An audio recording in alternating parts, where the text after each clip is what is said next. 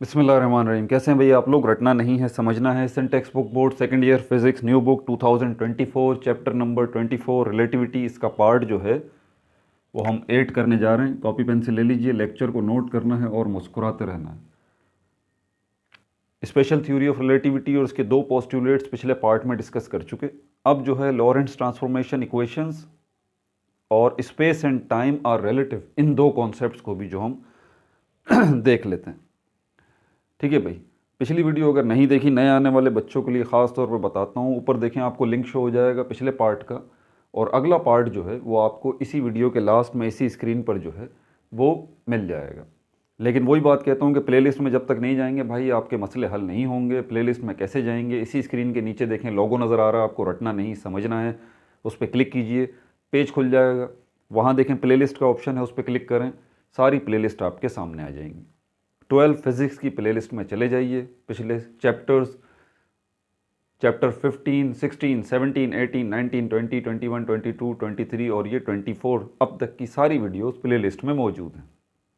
इसके अलावा एक और प्लेलिस्ट है 12 केमिस्ट्री। 12 केमिस्ट्री कंप्लीट बुक, पूरे के पूरे 13 चैप्टर्स बना के मैं ऑलरेडी अपलोड कर चुका हूँ। 12 केमिस्ट्री की प्लेलिस्ट में देखें, सारी वीडियोज़ आपको मिल जाएंगी। प्लस वहाँ पर जो एक अहम तरीन चीज़ है जिसकी तरफ मैं बार बार इशारा करता हूँ, जो आपका सबसे बड़ा मसला है केमिस्ट्री में, सेकेंड ईयर के बच्चों के लिए सबसे बड़ा जो मसला है, organic nomenclature, IUPAC system, common system. जो आपका दिमाग एक जगह पर अटका रहता है ना कि यार पता नहीं हम कर पाएंगे नहीं कर पाएंगे, तो भाई ये वीडियो मैंने एक बना दी है। 1.5 या 2 घंटे की लगभग एक वीडियो है, ग्रैंड टेस्ट के नाम से, प्रैक्टिस टेस्ट के नाम से। प्लेलिस्ट में चेक करें, आपको मिल जाएगी। ऑर्गेनिक नॉमेनक्लेचर, सारे ऑर्गेनिक नॉमेनक्लेचर एक ही वीडियो में इकट्ठे कर दिए हैं मैंने। वो टेस्ट है, वो टेस्ट है, वो टेस्ट है, वो टेस्ट है। और उसी वीडियो में मैंने सोल्यूशन भी दिए हैं। मतलब आपको लगता है कि आपको ऑर्गेनिक नॉमेनक्लेचर बड़े अच्छे से आ गए हैं, IUPAC सिस्टम और जो है वो कॉमन सिस्टम आपको बड़े अच्छे से आ गए हैं, तो बिस्मिल्लाह आ जाइए, इस वीडियो को देखिए। टेस्ट अटेम्प्ट करके दिखा दें मुझे अगर आपको आता है। इसी वीडियो में सोल्यूशन भी मैंने दिए हैं, बच्चे देख रहे हैं और बहुत अच्छे कमेंट इसके ऊपर मिल रहे हैं कि सर हमें अब ऑर्गेनिक नॉमेनक्लेचर की कोई टेंशन नहीं। इनऑर्गेनिक नॉमेनक्लेचर, इनकी वीडियो अलग है। इनऑर्गेनिक नॉमेनक्लेचर की वीडियो अलग है, ये बात जहन में रहे। ऑर्गेनिक नॉमेनक्लेचर अलग है, इनऑर्गेनिक नॉमेनक्लेचर अलग हैं, वो कॉम्प्लेक्सेस से मुताल्लिक। ठीक है। इसके अलावा 11th केमिस्ट्री की भी प्लेलिस्ट आपको नज़र आ जाएगी। 11th केमिस्ट्री कंप्लीट बुक, पूरे के पूरे 12 चैप्टर्स बना के मैं ऑलरेडी अपलोड कर चुका हूँ इलेक्ट्रोकेमिस्ट्री तक, तो वो प्लेलिस्ट भी मौजूद है, आपको नज़र आ जाएगी वहाँ पर। इसके अलावा क्लास मैट्रिक पाकिस्तान स्टडी, उसके चैप्टर नंबर 5 तक हम पहुँच चुके हैं, वो चल रही है अभी। और क्लास 10 जो है वो बायोलॉजी की प्लेलिस्ट भी मौजूद है न्यू बुक की, और केमिस्ट्री क्लास 10 भी है, और भी प्लेलिस्ट हैं दीगर। बहरहाल अब यहाँ पर आ जाते हैं हम। यहाँ पर ये जो हमारे पास स्पेशल थ्योरी ऑफ रिलेटिविटी, इसको डिस्कस कर चुके हैं। वही आगे बढ़ने से पहले फिर दोबारा जिन बच्चों ने पिछला पार्ट देखा है उनके लिए तो अभी उनको अच्छे से बात समझ में आ जाएगी। आपको याद होगा गैलीलियन ट्रांसफॉर्मेशन इक्वेशंस, क्योंकि अभी हमारा टॉपिक ये है लॉरेंट्ज ट्रांसफॉर्मेशन इक्वेशंस। जब गैलीलियन थ्योरी ऑफ रिलेटिविटी के अंदर ही फॉल्ट निकल आया, फॉल्ट आ गया था ना, और उसी फॉल्ट की करेक्शन जो है वो स्पेशल थ्योरी ऑफ रिलेटिविटी में भी होनी थी। बात को ध्यान से सुनिएगा। गैलीलियन थ्योरी ऑफ रिलेटिविटी, टॉर थ्योरी ऑफ रिलेटिविटी में फॉल्ट निकल आया। क्या फॉल्ट था? लाइट से रिलेटेड फॉल्ट था, कि लाइट जो है मामला तय नहीं कर रही। पता है ना आपको इस बात का? इसी वजह से स्पेशल थ्योरी ऑफ रिलेटिविटी आई, स्पेशल थ्योरी ऑफ रिलेटिविटी आई, जिसमें लाइट का मसला हल किया गया। लेकिन गैलीलियन थ्योरी ऑफ रिलेटिविटी में दिया क्या गया था? इक्वेशंस दी गई थी, याद है आपको? इक्वेशंस दी गई थी, 4 इक्वेशंस थी जो गैलीलियन थ्योरी ऑफ रिलेटिविटी में दी गई थी। ठीक है। और वो इक्वेशंस जो हैं वो डिराइव हुई थी किसकी मदद से? कोऑर्डिनेट सिस्टम की मदद से, कोऑर्डिनेट सिस्टम की मदद से। इसकी मदद से कुछ याद आ रहा है? इसकी मदद से। ये ऑब्जर्वर ओ बैठा हुआ है जो रेस्ट पोजीशन में था, और ये दूसरा ऑब्जर्वर यहाँ पर है जो ओ डैश है, और यहां पर जो है वो इवेंट हो रहा है जिसको P से रिप्रेजेंट किया गया है। याद है ना, एक कार थी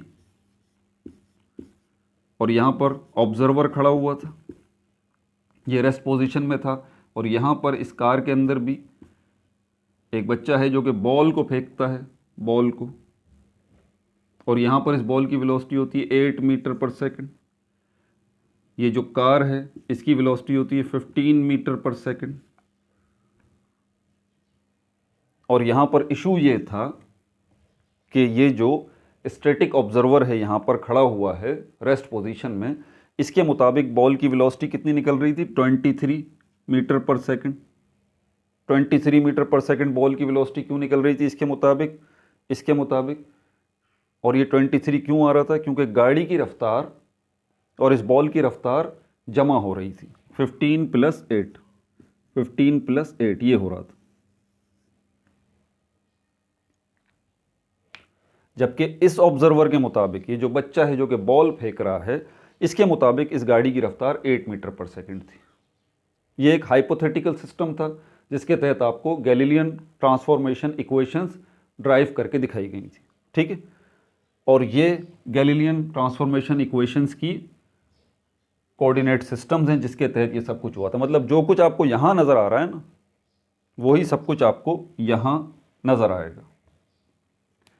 यहाँ पर ये जो कोऑर्डिनेट सिस्टम है इसके अंदर ये हमारे पास x है, ये हमारे पास y है, और ये हमारे पास z है, और ये ऑब्जर्वर O खड़ा हुआ, ये इसका फ्रेम ऑफ रेफरेंस है। और ये जो आपको नज़र आ रहा है y डैश, x डैश और z डैश और O डैश, ये किसका फ्रेम ऑफ रेफरेंस है, ये इस बच्चे का है जो इस गाड़ी में। और बॉल कहाँ है, बॉल ये रही, ये जो पॉइंट P है ये बॉल को रिप्रेजेंट कर रहा है, याद।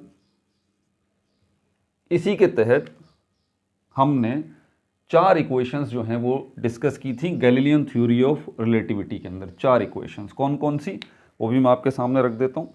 ये थी Galilean theory of relativity, Galilean theory of relativity, यहाँ देखें चारों इक्वेशंस हमारे पास। एक ये थी एक्स डैश जो है वो बराबर है एक्स माइनस वी टी, ये एक्स एक्सिस डायरेक्शन में थी, ठीक है। और इसमें जो है y डैश जो है वो y के ही बराबर था, इसमें कोई तब्दीली नहीं आई थी, मतलब y कोऑर्डिनेट में कोई चेंजेस नहीं आई थी। z डैश ये z के बराबर ही था, z कोऑर्डिनेट में कोई तब्दीली नहीं आई थी, ठीक है। और t डैश t कोऑर्डिनेट में भी कोई तब्दीली नहीं आई थी। ये थी गैलीलियन थ्योरी ऑफ रिलेटिविटी की इक्वेशंस, जिनको हमने क्या नाम दिया था, गैलीलियन ट्रांसफॉर्मेशन इक्वेशंस। और ये ट्रांसफॉर्मेशन इक्वेशंस बेस किस पे कर रही थी, इन दोनों कोऑर्डिनेट सिस्टम्स के ऊपर, y coordinate, x coordinate, z coordinate. और यहीं से ये O इस स्टैटिक ऑब्जर्वर, O डैश इस बच्चे का फ्रेम ऑफ रेफरेंस, और ये P जो है, ये पॉइंट P ये बॉल को रिप्रेजेंट कर रहा है। अब यहाँ से लेके यहाँ तक का जो डिस्टेंस था वो क्या था, वो x था, x। और यही x एक्सिस का डिस्टेंस, ये जो इस स्टैटिक ऑब्जर्वर से इस पॉइंट P तक यानी कि बॉल तक आ रहा है, यही डिस्टेंस किसको रिप्रेजेंट कर रहा है, इस वेलोसिटी को, 23। और ये जो ऑब्जर्वर है O डैश, ये बच्चा, इसके फ्रेम ऑफ रेफरेंस से लेके इस बॉल तक का जो डिस्टेंस है वो x डैश था। और ये x डैश जो है किसको रिप्रेजेंट कर रहा था, इसकी वेलोसिटी को,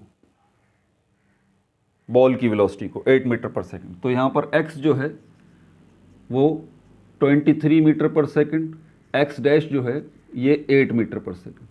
अब एक वेलोसिटी इसमें बाकी रह गई, वो कौन सी है, गाड़ी की वेलोसिटी।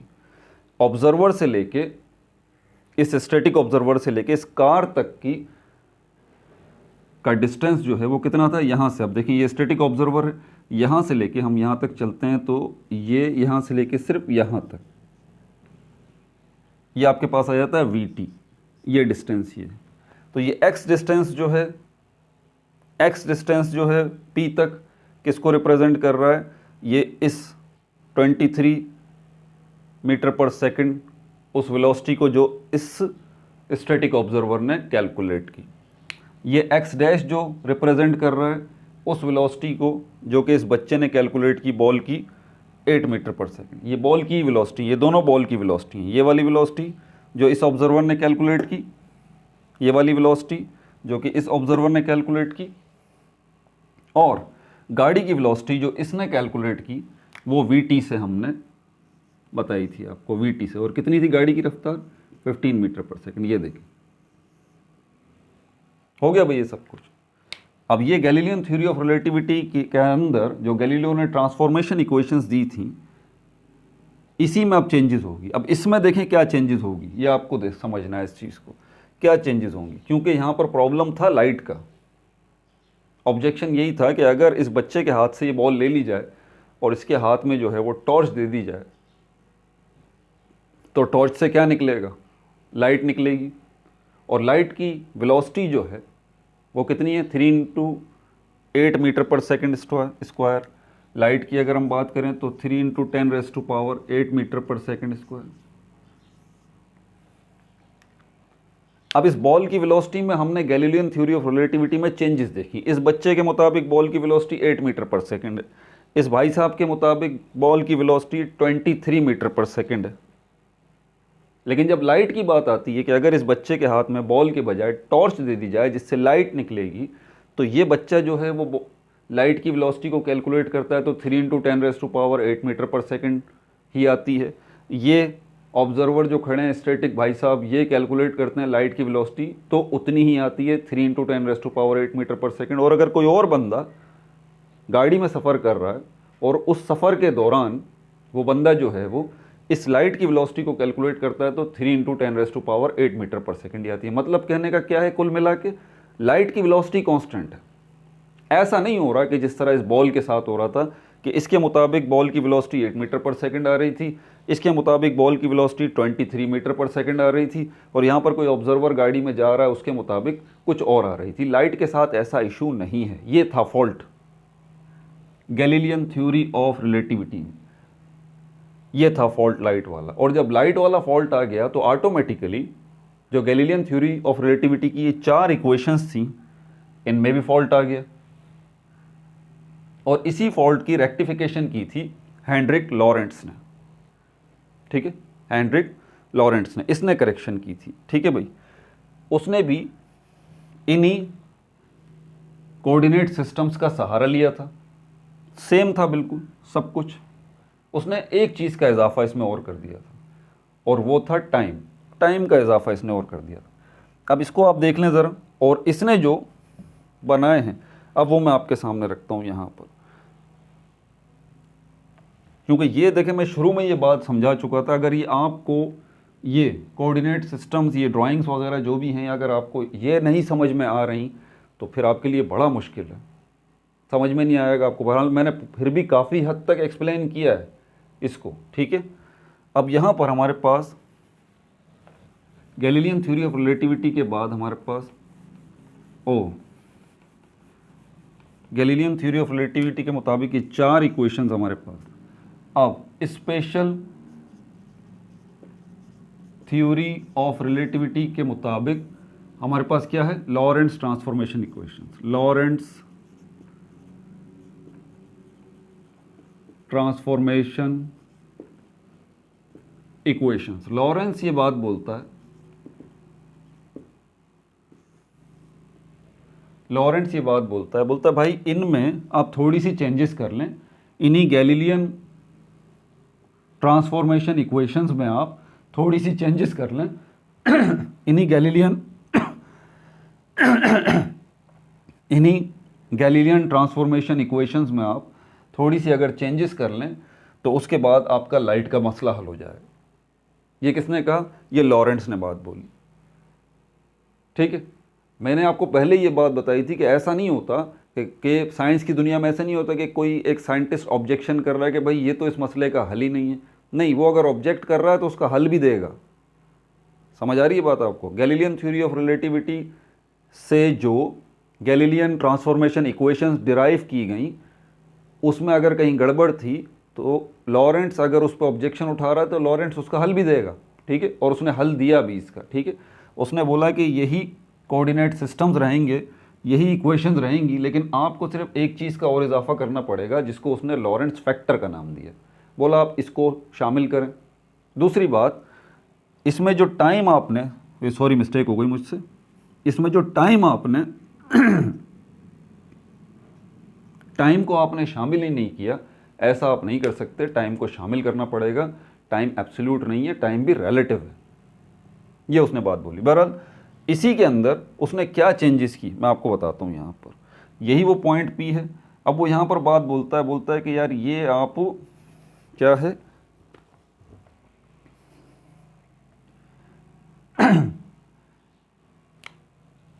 यहाँ से ये इस पॉइंट तक मामला जाएगा। अब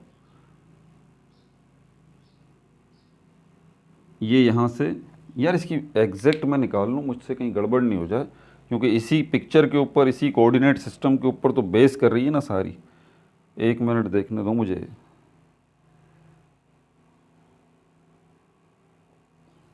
आजा भाई,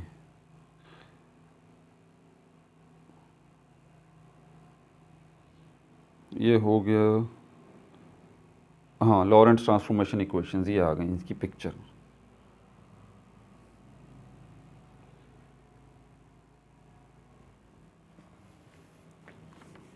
इसको ड्रॉ कर लिया आपने, एक्स को भी समझ लिया, एक्स डैश को भी समझ लिया। अब इसी में देखें, मैं आपको ये दिखाता हूँ। कोऑर्डिनेट सिस्टम वही है, ये हमारे पास z हो गया, ये हमारे पास x हो गया, ये हमारे पास y हो गया, और इसी के साथ जो है ये दूसरा भी आ जाएगा, ये z डैश हो गया, ये x डैश हो गया, और ये y डैश हो गया, ये o डैश, ये हमारे पास ऑब्जर्वर हो गया। पॉइंट P भी यहीं पर मौजूद है, ये रहा पॉइंट P जो बॉल को हमने लिया था। अब बॉल की जगह पर हमारे पास लाइट है। यहाँ से लॉरेंट्स फैक्टर का इंट्रोडक्शन होगा जिसको गामा से रिप्रेजेंट किया गया। सीधी नहीं बना पाया यार इसको, ठीक है ना, यहाँ से, और दूसरा हमारे पास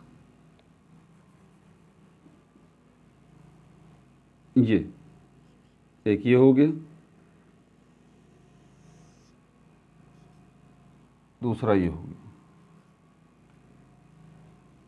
z डैश, ठीक है भाई। यहाँ से लेके यहाँ तक जो आपको ये लाइन नज़र आ रही है, क्या है, ये गामा है। इसको इस r से रिप्रेजेंट करते हैं। ये बेसिकली सिंबल है, alpha beta gamma, Greek letters जो है ना, इस तरह इंग्लिश में लेटर्स हैं A B C D, Urdu में है अलिफ बे ते, इसी तरह यूनानी ज़बान के लेटर्स हैं ये, अल्फ़ा बीटा गामा डेल्टा, इन्हीं लेटर्स को हम इस्तेमाल करते हैं यहाँ पर। तो ये जो हमारे पास है ना इस लेटर को हम कहते हैं गामा। ये r जैसा लगता है लेकिन ये r है नहीं, और ये गामा जो है यही लॉरेंट्स फैक्टर है, और इसी को यहाँ पर शामिल किया जा रहा है, Lorentz factor. Lorentz factor, Hendrik Lorentz ने यही बात इसमें शामिल की थी, इस चीज़ का इजाफा कर दिया था, जिसने लॉरेंट्स ने इसको क्या नाम दिया, लॉरेंट्स फैक्टर का, जिसको उसने आर यानी गामा से रिप्रेजेंट किया था। उसने बोला इन्हीं इक्वेशंस में, Galilean theory, Galilean transformation equations में इसको अभी हमें शामिल करना है। मैं करके दिखाऊंगा कैसे शामिल करेंगे, ठीक है। अच्छा, दूसरी चीज़ यहाँ पर क्या है हमारे पास, यहाँ से लेके यहाँ तक का डिस्टेंस तो आपको पता ही है, ये कौन सा डिस्टेंस था हमारे पास, VT, ये तो हो गया। अब लाइट की बात हो रही है इसके अंदर, ध्यान रहे, ठीक है। इस पॉइंट से लेके इस पॉइंट तक का जो डिस्टेंस है हमारे पास, यानी कि इस बच्चे से लेके इस जगह तक का जो डिस्टेंस है हमारे पास, उसको हम किससे रिप्रेजेंट कर रहे हैं, x डैश से। ये x डैश आ गया, और यही लॉरेंट्स फैक्टर आ रहा है यहाँ पर, ये रहा, ये लॉरेंट्स फैक्टर, इसी यहाँ से लेके यहाँ तक, यहाँ से लेके यहाँ तक ये लॉरेंट्स फैक्टर आ गया, जिसको r डैश से रिप्रेजेंट किया गया, r डैश। याद रहे, यहाँ से लेके जो यहाँ तक ये लाइन जा रही है ये x डैश है, ठीक है। बच्चे से लेके लाइट तक का जो डिस्टेंस है x डैश है, और ये r डैश लॉरेंट्स फैक्टर जो है हमने इसमें ऐड कर दिया। और यहाँ से लेके ये यहाँ तक ये भी लॉरेंट्ज फैक्टर आर, लेकिन ये जो लॉरेंट्ज फैक्टर है ये किसका है, स्टैटिक ऑब्जर्वर से लेके लाइट के एंड तक का। लाइट का तो खैर कोई एंड ही नहीं है, हाइपोथेटिकल एंड है यहाँ पर ये, ठीक है। तो यहाँ से लेके यहाँ तक का जो डिस्टेंस है ये लॉरेंट्ज फैक्टर आर, यहाँ से लेके यहाँ तक का जो डिस्टेंस है लॉरेंट्ज फैक्टर गामा डैश आर, बार बार बोल रहा हूँ इसको, सॉरी, ये गामा है, गामा डैश, ये हो गया इस बच्चे से लेके आगे एंड तक का जो डिस्टेंस है आर डैश, क्योंकि इस बच्चे के फ्रेम ऑफ रेफरेंस के लिए हमने डैश का इस्तेमाल किया है, ठीक है। और ये पी जो है ये वो पॉइंट जहाँ तक लाइट पहुँच रही है, कोई सा भी पॉइंट है, जैसे यहाँ से यहाँ तक का कोई पॉइंट ले लें, इसने लाइट यहाँ से यहाँ तक मारी है, यहाँ से यहाँ तक इसने लाइट मारी है, ठीक है। तो इस बच्चे से लेके इस लाइट के एंड तक का डिस्टेंस ये भी हो गया भाई।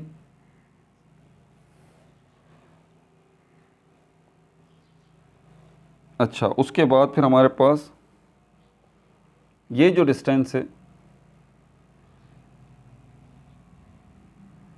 एक डिस्टेंस अभी भी रह गया है, कौन सा वाला याद है आपको, एक्स रह गया है। गैलीलियन थ्योरी ऑफ रिलेटिविटी के अंदर ये एक्स डैश जो है बच्चे से लेके बॉल तक का डिस्टेंस था, यहाँ बच्चे से लेके लाइट के एंड तक का डिस्टेंस है। एक्स जो डिस्टेंस है वो याद है, स्टैटिक ऑब्जर्वर से लेके लाइट के एंड तक का डिस्टेंस है एक्स, और वी टी जो है वो इस बंदे से लेके गाड़ी तक का डिस्टेंस है, ठीक है। तो यहाँ पर हमारे पास अब जो चेंजेस हुई हैं इसके अंदर, यहाँ पर ये तो वी टी हो गया, और यहाँ से अब गामा डैश यहाँ कर लूँ थोड़ा सा इसको,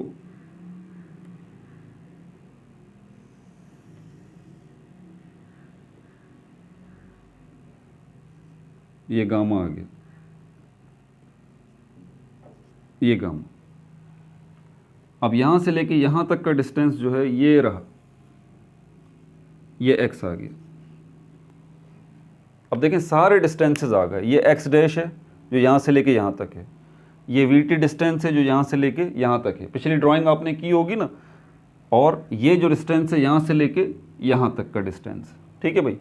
अब अगर आप गौर करें तो ये जो मैंने ड्राइंग्स की हैं सारी की सारी, ये जो डायग्राम्स बनाए हैं, ये जो मैंने कोऑर्डिनेट सिस्टम बनाए हैं इस स्टैटिक ऑब्जर्वर का और इस ऑब्जर्वर इन मोशन का, बच्चे का और इसका, ठीक है।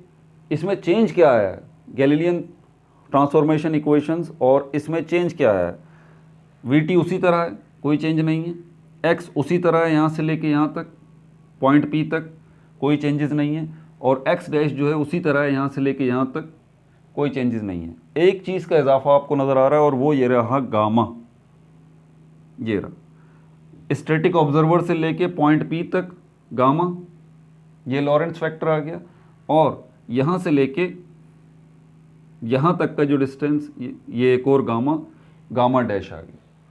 तो दो लॉरेंट्ज फैक्टर यहाँ पर इंट्रोड्यूस कराए गए हैं, दो frame of reference point of view से। अब यहाँ पर जो हमारे पास स्पेशल थ्योरी ऑफ रिलेटिविटी आएगी, special theory of relativity STOR, इसके मुताबिक देखें अब चेंजेस क्या आएगी। पहली जो चीज़ यहाँ पर यह है कि ये एक्स डैश जो है इसमें लॉरेंट्ज फैक्टर का इजाफा हो जाएगा। लॉरेंट्ज फैक्टर अलग से भी लिखूँगा, गामा जो है वो बराबर है T minus VX upon C square. ये C स्क्वायर किसको रिप्रेजेंट कर रहा है, लाइट की वेलोसिटी को, लाइट की वेलोसिटी को, ठीक है भाई। T minus VX upon C square, ये देखें चेंजेस हुई। गैलीलियन ट्रांसफॉर्मेशन इक्वेशंस में चेंजेस आप देख लें क्या आ रही। अच्छा, Y गामा और सॉरी Y डैश जो है उसमें कोई चेंजेस आ रही है, नहीं, Y डैश में कोई चेंजेस नहीं आ रही, ठीक है। क्या Z डैश में कोई चेंजेस आ रही है, नहीं, Z डैश में भी कोई चेंजेस नहीं आ रही। क्या टाइम में कोई चेंजेस आ रही है, जी बिल्कुल टाइम में चेंजेस आ रही है, फ़र्क देख लीजिए। T डैश R, बल्कि यहाँ पर इसको सही कर लें थोड़ा सा, T minus VX, T minus VT है ये, सॉरी T माइनस VT है, और यहाँ पर ये है हमारे पास T डैश जो है वो R T minus V X divided by C square. ये पेपर दूर रखा है ना, असल में आई साइड इतनी अच्छी भी नहीं है। अच्छा ये सही हो गया। टी डैश बराबर है R T minus V X upon C square, ठीक है। एक्स डैश जो है वो बराबर है R X minus V T, बिल्कुल सही है, ये हो गया। तो अब चेंजेस देख लें आप, ये आपके सामने गैलीलियन थ्योरी ऑफ रिलेटिविटी के मुताबिक गैलीलियन ट्रांसफॉर्मेशन इक्वेशंस ये चारों आ गई, और ये स्पेशल थ्योरी ऑफ रिलेटिविटी के मुताबिक ये हमारे पास लॉरेंट्ज़ ट्रांसफॉर्मेशन इक्वेशंस आ गई। वाई के साथ कोई छेड़छाड़ नहीं की, जेड के साथ कोई छेड़छाड़ नहीं की, एक्स डैश जो है वो चेंज हो गया, ठीक है, और टी डैश जो है वो भी चेंज हो गया। टी डैश आपके सामने क्या है, ये गामा का फैक्टर देखें इसके अंदर हमने शामिल कर दिया। तो जब भी आपसे बोला जाए थ्योरी ऑफ रिलेटिविटी के हवाले से, कोई प्रॉब्लम आपके पास आ जाती है, कोई एमसीक्यू आपके पास आ जाता है, मैं शुरू से ये बात समझा रहा हूँ कि बराए मेहरबानी यार ये देख लेना आपके कौन सी थ्योरी ऑफ रिलेटिविटी के हवाले से सवालात पूछे जा रहे हैं। गैलीलियन थ्योरी ऑफ रिलेटिविटी की बात हो रही है या स्पेशल थ्योरी ऑफ रिलेटिविटी की बात हो रही है। गैलीलियन थ्योरी ऑफ रिलेटिविटी की बात होगी तो गैलीलियन ट्रांसफॉर्मेशन इक्वेशंस की बात होगी, और अगर स्पेशल थ्योरी ऑफ रिलेटिविटी की बात होगी तो लॉरेंट्ज़ ट्रांसफॉर्मेशन इक्वेशंस की बात होगी। और ये दो अलग अलग इक्वेशन हैं। बच्चे गड़बड़ मार देते हैं, पूछा उनसे सवाल जाता है कोई प्रॉब्लम है, उसके अंदर पूछा जाता है कि डिस्टेंस बताइए, तो वो ये चेक ही नहीं करते कि यार ये जो प्रॉब्लम है इस या एमसीक्यू है, इसमें जो बात पूछी गई है वो गैलीलियन थ्योरी ऑफ रिलेटिविटी के पर्सपेक्टिव में पूछी गई है या स्पेशल थ्योरी ऑफ रिलेटिविटी के पर्सपेक्टिव में पूछी गई है, वो ये बात सोचते ही नहीं। ठीक है भाई, ये भी हो गया हमारे पास। अब यहाँ पर कुछ पॉइंट्स हैं, वो भी आप नोट कर लीजिए।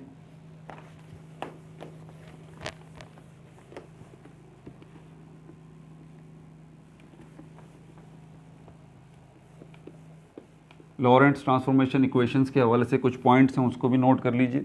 फिर ये आखिरी टॉपिक जो है space and time are relative, इसका मतलब क्या है ये आपको मतलब समझाना है, ठीक है।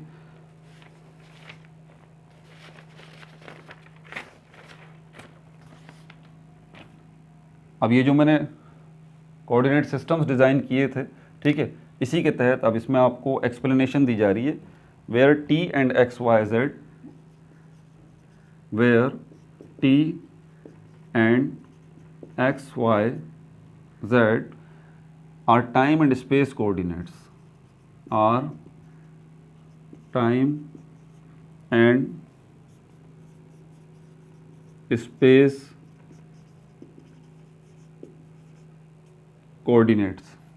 अच्छा, स्पेस की बात करते हैं तो बच्चों के जहन में फ़ौरन वो आउटर स्पेस चला जाता है, खला की बात शुरू हो जाती है, वो जहन में आया था नहीं भाई ऐसी कोई बात नहीं है यार, स्पेस यहाँ पर भी, ठीक है। तो परेशान होने की ज़रूरत नहीं। स्पेस का आसान सा मतलब ये है length multiply by breadth multiply by height, ये 3 डायमेंशंस जो हैं जिसको हम नॉर्मली वॉल्यूम कहते हैं, ठीक है। तो यहाँ पर स्पेस का मतलब सिर्फ वॉल्यूम है, लेंथ ब्रेड्थ हाइट, वो स्पेस नहीं जो कि आउटर स्पेस में होता है। खैर आउटर स्पेस में जो है उसको भी हम स्पेस इसीलिए बोलते हैं क्योंकि उसमें भी लेंथ ब्रेड्थ और हाइट की ही यानी कि 3 डायमेंशंस की बात होती है। तो बहरहाल यहाँ पर X T and X Y Z are time and space coordinates in original frame,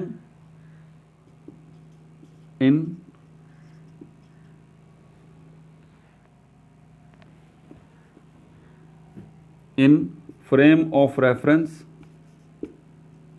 eight ground, जो ग्राउंड पर ये वाला है, ये जो बंदा यहाँ पर खड़ा हुआ है इसका जो time and X Y Z are time and space coordinates हैं in frame of reference at ground, और ये जो इसका फ्रेम ऑफ रेफरेंस होगा इसके जो कोऑर्डिनेट्स होंगे वो क्या होंगे, T dash and X Y ji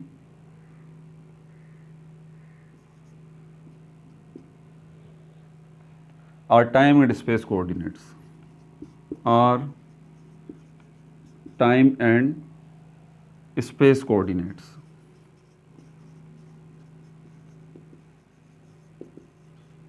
space coordinates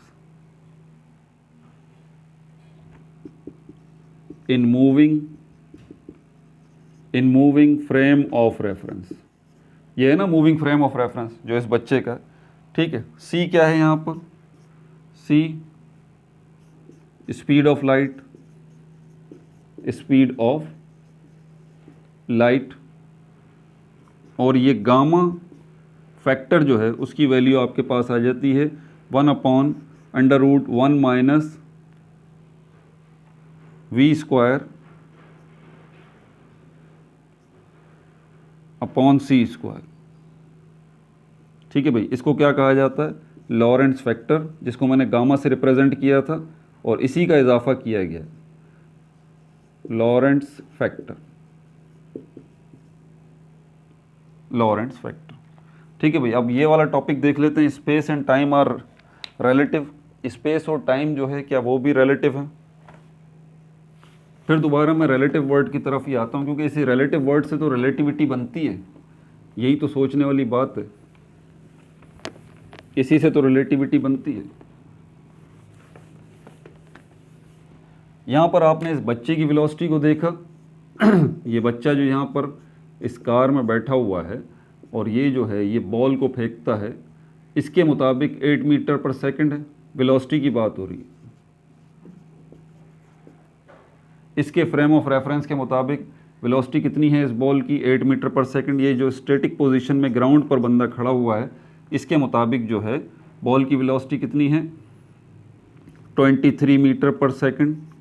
और सपोज करते हैं कि एक और गाड़ी जो है आ रही है इसी से पीछे, और इस गाड़ी की वेलोसिटी जो है, यहाँ पर भी एक बंदा बैठा हुआ है और ये कैलकुलेट करता है बॉल की वेलोसिटी को, और इसके मुताबिक 50 मीटर पर सेकंड बॉल की वेलोसिटी। अब आप बताइए किसकी बात मानेंगे आप इसकी बात मानेंगे जो इस कार में बैठा हुआ है, जो बॉल की वेलोसिटी कैलकुलेट कर रहा है 8 मीटर पर सेकंड?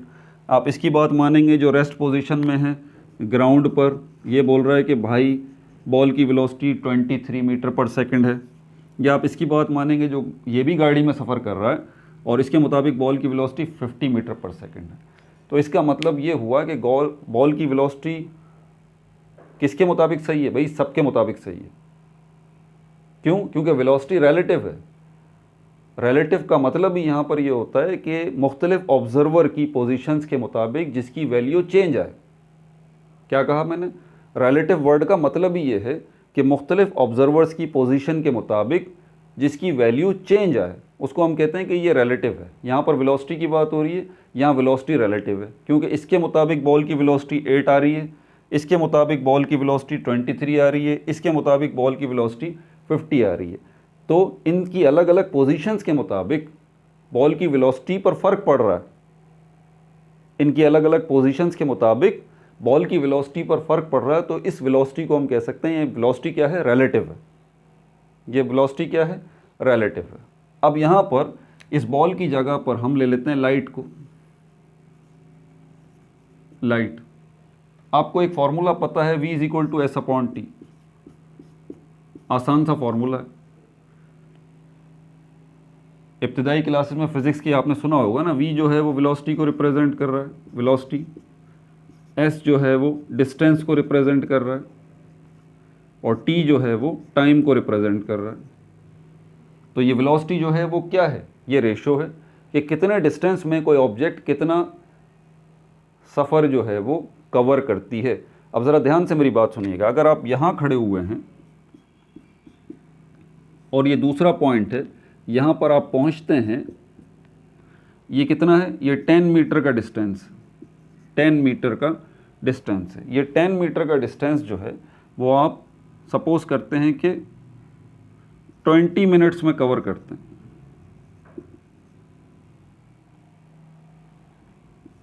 अब इसमें देखें, ये जो डिस्टेंस है ये कांस्टेंट है, 10 मीटर का ये डिस्टेंस है। आपका दोस्त आ जाता है, वो इसी 10 मीटर के डिस्टेंस को 10 मिनट्स में कवर कर लेता है। आपका तीसरा दोस्त आ जाता है, इसी 10 मीटर के डिस्टेंस को 5 मिनट में कवर कर लेता है। चौथा दोस्त आ जाता है, वो इसी 10 मीटर के डिस्टेंस को 2 मिनट में कवर कर लेता है।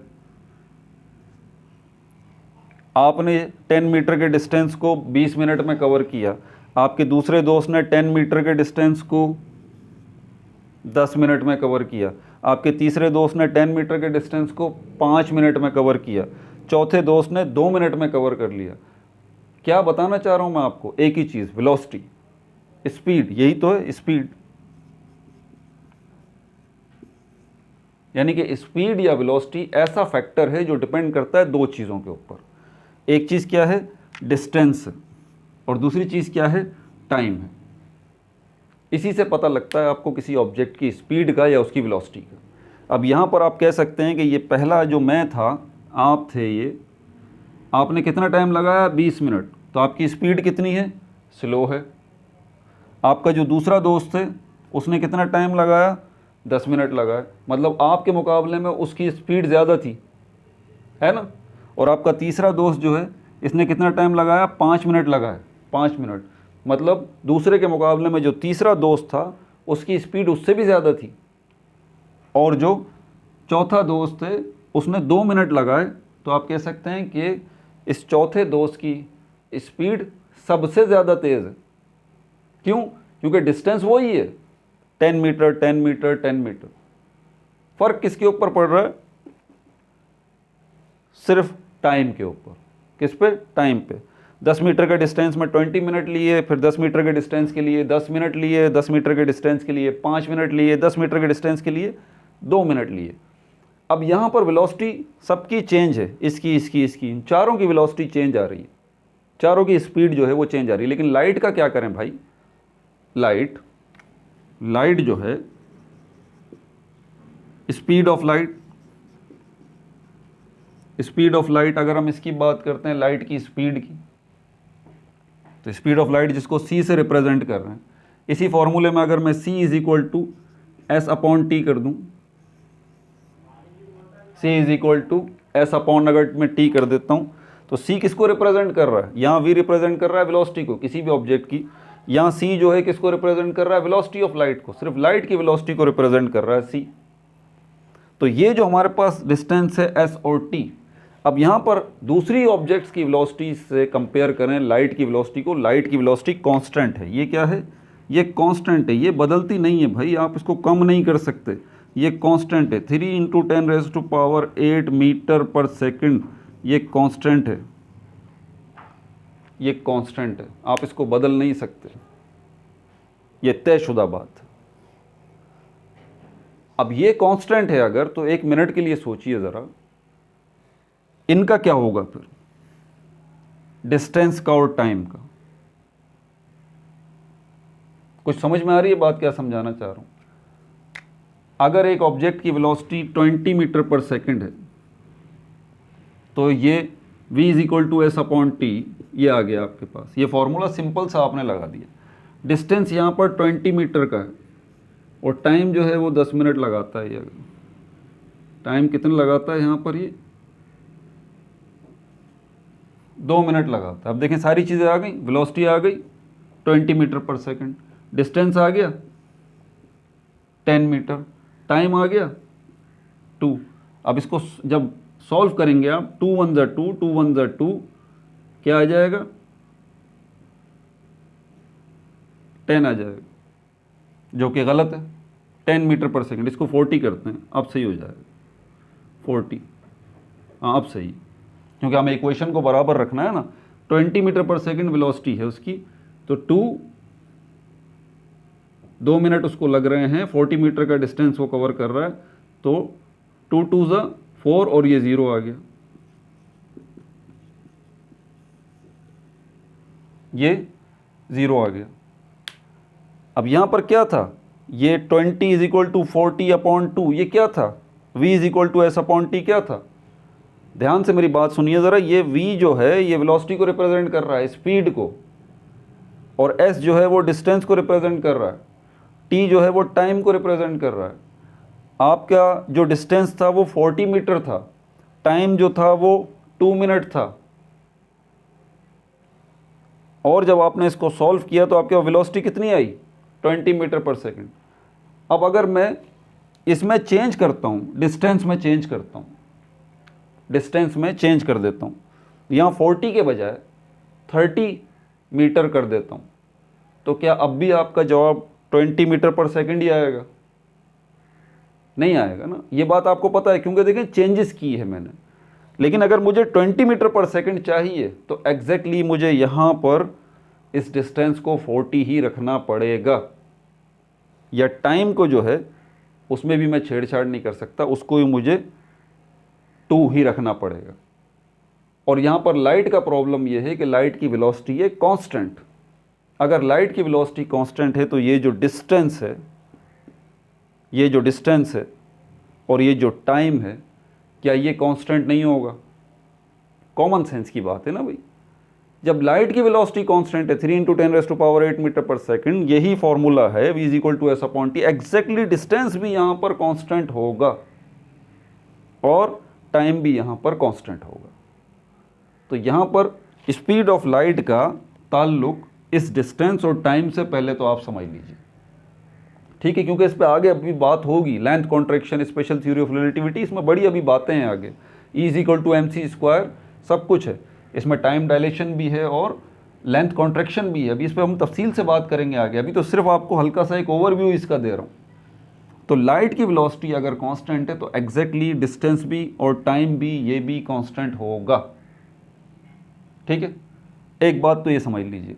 अब यहाँ पर ये स्पेस का मतलब सिर्फ आप आसान से समझ लीजिए, स्पेस का मैं पहले भी क्लियर कर चुका हूँ, वो स्पेस नहीं है, वो आउटर स्पेस। इसका मतलब सिर्फ डिस्टेंस है। यहाँ पर डिस्टेंस इन 3 डायमेंशन, 3D, मतलब length multiply by breadth multiply by height, ये है। और टाइम। अब आपने रिलेटिव का कॉन्सेप्ट समझ लिया। आपने ये बात देखी कि यहां पर जब एक ऑब्जर्वर है, अब वो दोबारा बॉल वाली एग्जांपल की तरफ आ जाइए। एक ऑब्जर्वर जो गाड़ी के अंदर बैठा है वो बॉल की वेलोसिटी को 8 मीटर पर सेकंड देखता है। एक ऑब्जर्वर जो ग्राउंड पे खड़ा हुआ है बॉल की वेलोसिटी को 23 मीटर पर सेकंड देखता है। एक ऑब्जर्वर जो दूसरी गाड़ी में है वो उसको 50 मीटर पर सेकंड देखता है। तो हम कह सकते हैं कि बॉल की वेलोसिटी रिलेटिव है, क्योंकि मुख्तलिफ ऑब्जर्वर अपनी पोजीशन के मुताबिक उसकी वेलोसिटी मुख्तलिफ कैलकुलेट कर रहे हैं। अब यहाँ पर जब हम स्पेस और टाइम की बात करते हैं तो क्या ये रिलेटिव नहीं हो सकते? एग्जैक्टली यही बात है। एक ऑब्जर्वर जो कि डिस्टेंस को कैलकुलेट करेगा, अगर वो रेस्ट पोजीशन पर है, वो उसके पास, मैं स्पेस का वर्ड देखें आप इस्तेमाल नहीं कर रहा, मैं डिस्टेंस का इस्तेमाल कर रहा हूँ ताकि आपको इजी हो जाए। इसी फॉर्मूले के अंदर ये एक ऑब्जर्वर जो है वो डिस्टेंस को कैलकुलेट करेगा, वो रेस्ट पोजीशन में है। उसी की मिसाल लेते हैं हम, गाड़ी वाली मिसाल लेते हैं। वो बच्चा जो गाड़ी में बैठा है बॉल पे, वहाँ जो डिस्टेंस है उसके मुताबिक, उस बच्चे के मुताबिक चेंज कैलकुलेट होगा, और ऑब्जर्वर के मुताबिक जो ग्राउंड पर है उसके मुताबिक डिस्टेंस चेंज कैलकुलेट होगा, और वो जो बंदा गाड़ी में बैठा हुआ है वो कैलकुलेट करेगा डिस्टेंस को, चेंज कैलकुलेट होगा। इसका मतलब सिर्फ वहाँ पर वेलोसिटी ही रिलेटिव नहीं है, डिस्टेंस भी रिलेटिव है, स्पेस भी रिलेटिव है। स्पेस की भी मुख्तलिफ वैल्यूज़ डिपेंड कर रही हैं ऑब्जर्वर की पोजीशन के ऊपर, ऑब्जर्वर के फ्रेम ऑफ रेफरेंस के ऊपर। बिल्कुल इसी तरह टाइम जो है, टाइम वो भी रिलेटिव है। जो बच्चा गाड़ी में बैठा हुआ है वो बॉल की वेलोसिटी को कैलकुलेट करेगा तो उसके पास चेंज आएगी, सॉरी टाइम भी तो लगा होगा ना बॉल को एक जगह से दूसरी जगह जाने में। तो बच्चा जो गाड़ी में बैठा हुआ है वो जब टाइम को कैलकुलेट करेगा उसके मुताबिक टाइम चेंज आएगा, ठीक है। और जो बंदा ग्राउंड में खड़ा हुआ है, ग्राउंड पर खड़ा हुआ है स्टैटिक पोजीशन में, रेस्ट पोजीशन में, उसके मुताबिक टाइम जो कैलकुलेट होगा वो बॉल का चेंज होगा। और जो बंदा पीछे गाड़ी में आ रहा है उसके मुताबिक बॉल का जो टाइम है वो चेंज आएगा। इसका मतलब टाइम भी डिपेंड कर रहा है हर ऑब्जर्वर के फ्रेम ऑफ रेफरेंस पर। तो कांस्टेंट नहीं है टाइम भी रिलेटिव है। स्पेस या डिस्टेंस कांस्टेंट नहीं है, वो भी रिलेटिव है। समझ में आ गई बात आपको? जिस तरह वेलोसिटी रिलेटिव थी, एब्सोल्यूट नहीं थी, वेलोसिटी भी एब्सोल्यूट नहीं थी, डिस्टेंस भी एब्सोल्यूट नहीं है और टाइम भी एब्सोल्यूट नहीं है। ये सब के सब रिलेटिव हैं। ये डिपेंड करते हैं ऑब्जर्वर के फ्रेम ऑफ रेफरेंस पर, ऑब्जर्वर की मौजूदा पोजीशन के ऊपर, ठीक है भाई। इसके ऊपर बहुत बात है, अभी चल के आगे आपको ये हैरत अंगेज़ बात भी पता चलेगी। आप ज़मीन पर बैठे हैं, ठीक है, आपका दोस्त स्पेस में चला जाता है, आप यहाँ पर 40 साल बाद उससे मिलते हैं तो वो उसी तरह जवान है और आप ज़मीन पर उसी तरह जो है वो यंग लगे हुए हैं। यार ये कि आप ज़मीन पर बूढ़े हो गए और वो जो है स्पेस में जाके वो जो है वो तो यंग लगा हुआ है। इसके पीछे क्या मसला है?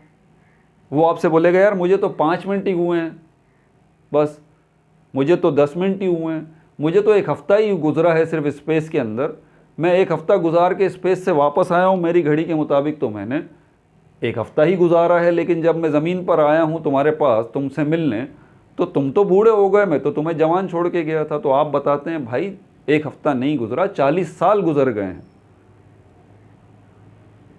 है ना मज़े की बात? बड़ी इंटरेस्टिंग चीज़ें इसके अंदर, आगे आके अभी बताएंगे, ये सब चीज़ें आएंगी आगे। आगे हमारे पास जो टॉपिक है ना इसके बाद वाला, वो इसी से रिलेटेड बात करता है। अभी इसमें हमारे पास consequences of special theory of relativity, इसमें हमारे पास रिलेटिविटी ऑफ साइमल्टेनिटी है, ये आपको बता दूं, इसको डिस्कस करेंगे, ठीक है। उसके बाद हमारे पास इसी में दूसरा टॉपिक जो आता है टाइम डायलेशन का आता है, ठीक है। तीसरा जो हमारे पास आता है लेंथ कॉन्ट्रैक्शन का आता है, और चौथा और आखिरी टॉपिक जो इससे रिलेटेड है स्पेशल थ्योरी ऑफ रिलेटिविटी से, वो मास वेरिएशन है, मास एनर्जी रिलेशनशिप है, जो कि अल्बर्ट आइंस्टाइन ने दी थी, ठीक है।